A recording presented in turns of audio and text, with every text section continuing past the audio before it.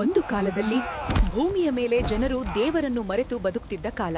ಅನ್ಯಾಯ, ಹಿಂಸೆ, ಸ್ವಾರ್ಥ ಎಲ್ಲೆಡೆ ಕತ್ತಲೆ ಆವರಿಸಿತ್ತು. ಆದರೆ ಆ ಕತ್ತಲೆಯ ನಡುವೆ ಒಂದು ಬೆಳಕಿತ್ತು. ಆ ಬೆಳಕು ನೋಹ, ದೇವರ ಮಾರ್ಗದಲ್ಲಿ ನಡೆದ ನೀತಿವಂತನು. ನೋಹ ಸಾಮಾನ್ಯ ವ್ಯಕ್ತಿಯಲ್ಲ. ಅವನು ರಾಜನೂ ಅಲ್ಲ, ಯೋಧನೂ ಅಲ್ಲ.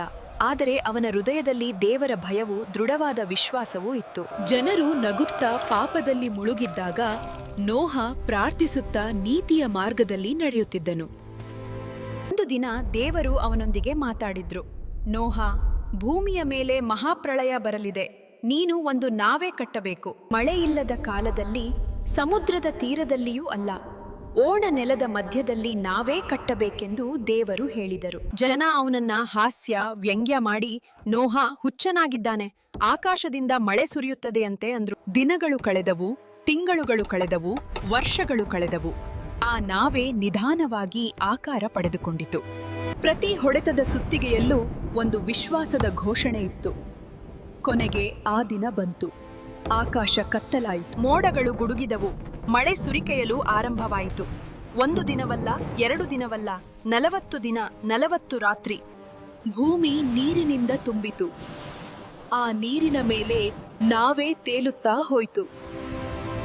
ಆ ನಾವೆಯಲ್ಲಿ ದೇವರ ಕೃಪೆ ಇತ್ತು, ರಕ್ಷಣೆ ಇತ್ತು, ಹೊಸ ಆರಂಭದ ಭರವಸೆ ಇತ್ತು. ಪ್ರಳಯ ಮುಗಿದಾಗ ನೋಹ ಹೊಸ ಭೂಮಿಯ ಮೇಲೆ ಕಾಲಿಟ್ಟನು. ಮಳೆ ನಂತರದ ಮೊದಲ ಸೂರ್ಯಕಿರಣದಂತೆ ಆಕಾಶದಲ್ಲಿ ಒಂದು ಇಂದ್ರಧನುಸ್ಸು ಕಾಣಿಸಿಕೊಂಡಿತು. ಅದು ದೇವರ ಒಡಂಬಡಿಕೆ. ದೇವರು ಇನ್ನು ಮುಂದೆ ನಾನು ಭೂಮಿಯನ್ನು ಹೀಗೆ ನಾಶ ಮಾಡುವುದಿಲ್ಲ ಎಂದು ಒಡಂಬಡಿಕೆ ಮಾಡಿದರು. ನೋಹನ ಕಥೆ ನಮಗೆ ಏನ್ ಹೇಳುತ್ತದೆ? ಜನರು ನಕ್ಕರು, ದೇವರ ಧ್ವನಿಯನ್ನು ಕೇಳು. ಪರಿಸ್ಥಿತಿ ಅಸಾಧ್ಯವಾದ್ರೂ ವಿಧೇಯನಾಗು. ಕತ್ತಲೆ ಹೆಚ್ಚಾದಾಗ ನೀನೇ ಬೆಳಕಾಗು. ಪ್ರಳಯವು ಶಿಕ್ಷೆ ಮಾತ್ರವಲ್ಲ, ಅದು ಒಂದು ಹೊಸ ಆರಂಭವೂ ಆಗಿತ್ತು.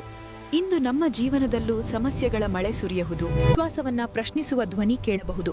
ಆದ್ರೆ ನೆನಪಿರಲಿ, ದೇವರು ನೀಡಿದ ವಾಗ್ದಾನ ಇಂದ್ರಧನುಸ್ಸಿನಂತೆ ಪ್ರತಿ ಬಿರುಗಾಳಿಯ ನಂತರ ಕಾಣಿಸುತ್ತದೆ. ನೋಹನನ ನಾವೇ ಕೇವಲ ಮರದ ಕಟ್ಟಡವಲ್ಲ, ಅದು ವಿಶ್ವಾಸದ ಪ್ರತಿಮೆ. ಕರ್ತನು ನಿಮ್ಮನ್ನು ಆಶೀರ್ವದಿಸಲಿ. ಆಮೆನ್. ಸತ್ಯದ ವಾಕ್ಯ ನಿಮಗೆ ಮಾತಾಡಿದ್ರೆ ಇದನ್ನು ಮೆಚ್ಚಿ, ಹಂಚಿ ಮತ್ತು ಚಂದಾದಾರರಾಗಿ